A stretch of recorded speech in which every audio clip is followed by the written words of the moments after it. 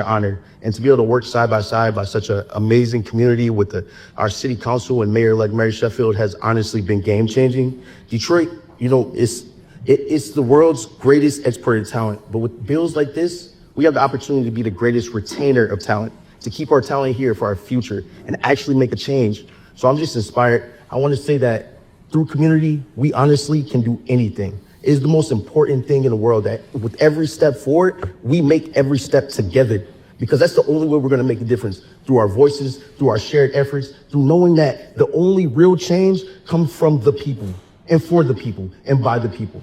And we will see this through. So I really want to thank you guys, because now with this momentum, we're headed to Washington. We're about to really make a difference. So thank you. Appreciate it. Shalom, Yasharallah. All praises to the Most High. Yeah. So, as an artist, one of the things that I've been striving for recently is to just make sure that I stay as independent as possible in everything that I do. I'm an entrepreneur in a variety of different ways, and I put together events, been on tours, collaborated with some reputable artists, some pretty big name artists as far as independently. And within that, it's a constant struggle to find a living wage where artists can actually feel like they're actually living uh, to a level of the actual success of what they actually push. It was different, I would say, probably 20 years ago, where you could be an underground artist, you could be signed to an independent label, touring, and being able to still push units in record stores, made it competitive, maybe sometimes even more lucrative than some signed artists. But, with streaming and everything that's currently going on, the game's changed a lot. And because the game is constantly changing, especially with the evolution of where we're currently at, with the industry actually breaking down. But the thing about the industry breaking down that we have to understand is the industry isn't breaking down, it's pivoting, it's changing, it's transitioning into a new direction. So the perfect example of that is like when you watch YouTube nowadays. YouTube, if you knew YouTube, what, 10 to 15 years ago, you weren't being over as saturated with commercials. Now the commercials have found their way not only to YouTube, but have found their way on to Tubi and Netflix at this point. Hulu definitely has commercials. So all of these different, streaming platforms that were for movies and content creators, all of those different things now have commercials. So the industry pivoted. It went from being on television to now you're being inundated with information on the internet. Even on TikTok and Instagram, you are being pushed advertisements at this point. Even in your car at this point, if you really want to get down to the root of it. So, the industry is pivoting. Now, with that being said, AI is currently taking over Spotify. And with AI taking over Spotify, it's changing the algorithms in the ways that artists are being able to actually get paid out. Majority of the attention of the algorithm is going towards AI, mainly because it's for the benefit of the actual streaming platforms. Spotify being the main one at this point that's actually pushing. Spotify isn't quite a monopoly yet, but it's going in that direction where it's becoming the most influential platform for artists. With that being said, within this last, I say, 2 years, there's been a real push for independent art. Sourcing directly to your audience is a big thing that's currently happening. But artists still need to get paid for everything that, is currently being streamed on Spotify and on these other streaming platforms that are out there as well. Apple Music is more of a, pay to listen type of platform. Bandcamp, SoundCloud, those different platforms, you can actually go directly to your audience on those platforms. But The thing about Spotify that makes it such an appealing thing to artists is because of the playlist, you can discover new artists that you normally wouldn't know about, which makes it almost similar to radio, early radio. But those algorithms are now being impacted, they're being influenced.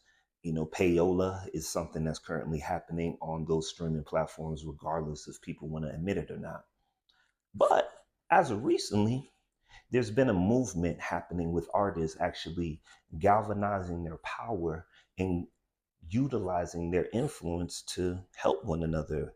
I've been somebody who's benefited from that within touring, networking, and talking to other artists in other cities. It's one of the ways that I move and I navigate. Right now, here in Denver, Colorado, I'm in the process of starting the Black Creative Alliance. Now, the Black Creative Alliance has so much to do with the ways the Black art has been marginalized in the city of Colorado, or the state of Colorado, but the city of Denver specifically. So when we're talking about us being able to actually speak up for ourselves, not just in the music arena, but also in other art avenues, we need to have platforms that advocate for the injustices that happen to us in these different arenas. With that being said, let me go into the actual reasoning for me to make this video, right? Now, recently in Detroit backs federal push to boost musicians' pay on streaming platforms. Detroit City Council endorsed U.S. Rep. Rashida Tlaib's bill aimed to overhauling the way artists are paid for digital streams. Now, unanimously approved a resolution supporting the Living Wage Musicians Act, a federal proposal introduced by U.S. Rep. Rashida Tlaib, a Detroit Democrat, to overhaul the way artists are paid for digital streams. Detroit is the latest major city to formally endorse the legislation. In May, New York City passed a similar resolution. Today, streaming accounts for roughly 84% of all recorded music revenue in the US. Today, streaming accounts for 84% of all recorded music revenues in the US, but artists often earn just a fraction of a cent per play, sometimes as little as 0.003 per stream. At the rate a musician needs more than 800,000 monthly streams to earn any style of monies. Now, one of the ways that I've been able to leverage that is I've pushed different campaigns to my fan base where they have supported the music by paying for the actual album on Bandcamp, us sending out different T-shirts and different merch that kind of connect to the project. But the thing about that, right, is being introduced to new audiences. Bandcamp is a great platform, and you can be introduced to a variety of, different audiences on that platform. But the thing about Spotify is constantly having people who don't really advocate for artists in those ways. They're just fans, or not even fans. Some of them are just casual listeners that are just listening to music as they find it. So that's one of the things about uh, platforms like Spotify, is that they know these things. That's why they're really advocating and pushing for AI music, because they're looking for casual listeners who aren't really dedicated to one specific artist. People who don't listen to full albums are just listening to songs as they're sitting in their office or driving their car or whatever, where there are actual fans of music, actual fans of art who want to go into a catalog of an artist and find more about it. I think that's kind of the times that we're in, is we're getting less of that in the times that we're currently existing in, because we have such an instant culture in the ways that we access everything: food, um, music, art, entertainment. All of it is instant. So, keeping somebody and retaining attention is something that is a commodity that is rare if you're able to do it successfully in these days and times. I'm going to go ahead and show you this video actually that's kind of diving into something that Ebro was actually talking about in the state of hip hop.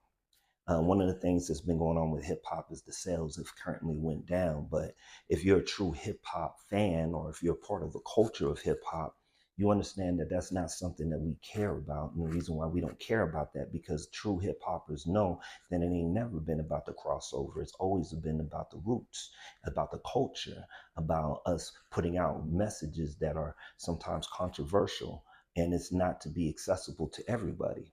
There was recently was a Big X the Plug who came out and talked about how he wants to be just an artist. He doesn't want to be associated with hip hop or just me see him as a rapper. The thing about that is it's Black music. And the thing about pop music is accessible to everybody. If you're a hip hop artist, you understand who your demographic is and why you're making that music. And I'm not saying all hip hop is just Black. There's a variety of different people who participate in the culture of hip hop. But at the root of what it is, it's about culture. It's about indigenous root. It's about us understanding that the controversial message has to get out to challenge the status quo. Check out this video. Shalom. Hip hop is supposed to not like mainstream. Right. Real hip hop is supposed to be fuck the government, fuck the system, Dead press. fuck the police, fuck the DJ, fuck all that shit. I got the people. I'm in the community. Yeah. And then the DJ goes, oh, the community's moving. That's how y'all moving? Love it. Let's go. Right? And then what happens?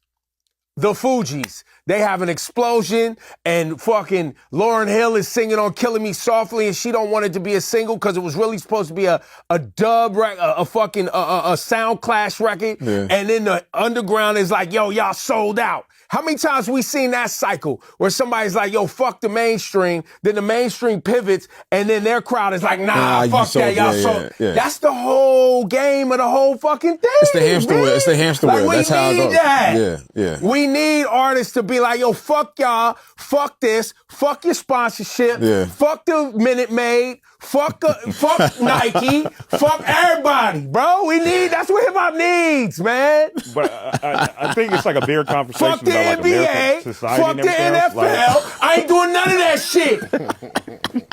It's a money grab now, though. I think that's a bigger issue. Yo, keep it real. Keep it real. Ain't that what we want? It's not gonna be that no more, bro. I'm not saying it ain't what we want, though. It can be. It can be. Like, Wouldn't we be more entertained by artists that was like, yo, fuck all that?